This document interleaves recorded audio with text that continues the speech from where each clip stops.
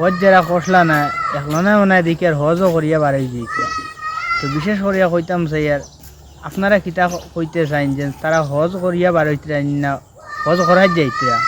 আমি তো দিকে হজ করিয়া বাড়াইতরা। আর মুসলমানও বর্তমান অবস্থায় মানে 500 টাকায় মুরব্বী বেজান আছেন আর কি 500 টাকায় বিক্রি যায়।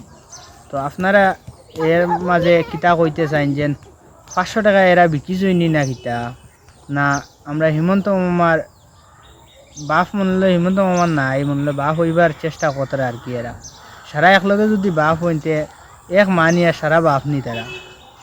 তো আপনারা কমেন্টের মাধ্যমে মতামত জানাইবা যে হিমন্ত মামার বাপ আসেননি না নাই না তারা বাপ বনাই যাইতরা। তো আমি ওখান চাই আর কি আপনারা কমেন্টের মাধ্যমে আমার জানাইতা যে হিমন্ত মামার বাপ সব খেয়ে দিম। এইবাৰতো হাৰ মোৰ ভৰি হাত ভাঙিলোঁ, অহাবাৰ ৰাজনৈতিকভাৱে মেৰুদণ্ডও ভাঙি দিম।